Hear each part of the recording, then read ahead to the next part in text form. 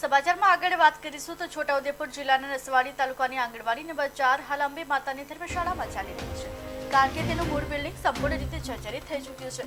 છેલ્લા 1 વર્ષથી આંગણવાડી માટે તંત્રને ધર્મશાળાનો સહારો લેવો પડી રહ્યો છે। 3 વાર સર્વે થવા છતાં નવી ઇમારત માટે હજુ સુધી ગ્રાન્ટ ફાળવવામાં આવી નથી। આંગણવાડીના બાળકોએ જ્યાં શિક્ષણને પોષણ મળવું જોઈએ ત્યાં તેઓ ધર્મશાળાની છત નીચે દિવસ પસાર કરે છે।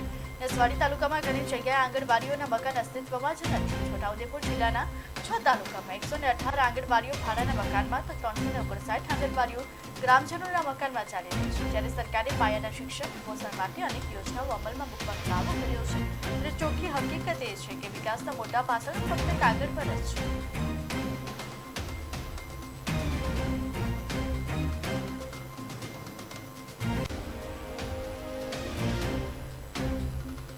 ट्राइबल तालुको है, जेमा नसवाड़ी तालुकानी आंगणवाड़ी नंबर 4 जेने 1 वर्षथी मकान जर्जरित हालत में है, एनी सरकार में वारंवार रजूआत करेली है, परंतु आज दिन सुधी एनु मकान बनाववामां आवेल नथी।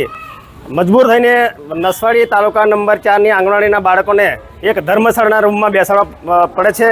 तो अमारी विनंती है कि वहेलामां वहेली तके आ नसवाड़ी आंगणवाड़ी नंबर 4 नु मकान वहेला वहेली तके बने एवी अमारी सरकार पासे मांग छे। सरकार तो विकासनी तो बहुत मोटी वातो करे छे, पण तमे विचार करो कि नसवाड़ी तालुको अने तालुका मथकनुं गाम छे, जे भविष्यमां नगरपालिका बनवा तरफ जई रही छे, तो एक आंगणवाड़ीनुं मकान ना बनतो होय तो पछी आंगणवाड़ी छे एमां बाळकोने रमवानुं, एमां अमे रसोडું बनावे तो बाळकोने बहु हाचवવું પડે છે કે કાર્યક્રમ દાજી જવાય એની બહુ મુશ્કેલી પડે છે। અહીં સંડાસ બાથરૂમ કે એવું કંઈ નથી। તો મુશ્કેલી શું પડે તમને કે કંઈક બાળકને થઈ જાય તો જવાબદારી અમારી આવી જાય નહીં। કેટલા વખતથી ચાલે છે આંગણવાડી? વરસ થઈ ગયું, 1 વર્ષ। કેટલા બાળકો છે? 15-16 બાળકો આવે છે અમારા આંગણવાડી। છેલ્લા 6 મહિનાથી અમે આંગણવાડી માટે અમે જગ્યા આપી છે ધર્મશાળા માટે।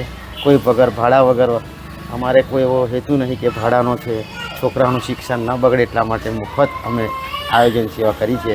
તો હવે ટૂંક સમયમાં તમે આંગણવાડી બનાવવા અમારી નમ્ર વિનંતી। વિજયભાઈ, આ કેટલા વખતથી આંગણવાડી બિલ્ડિંગ જર્જરિત છે અને બાળકોને ધર્મશાળામાં બેસાડે તો શું મુશ્કેલી પડે? અમને કોઈ અગર મુશ્કેલી તો ઘણી ખરી છે, તો અગર જર્જરિત છે એનું કોઈ હજુ બાંધકામ થતું નથી, કોઈ હજુ ઈરાદો છે નહીં। હવે અમારે જરૂર છે તો હવે અમે શું કરીશું? તમારો સામાન પણ પડી રહે તો શું મુશ્કેલી પડે તમારા મંદિરને?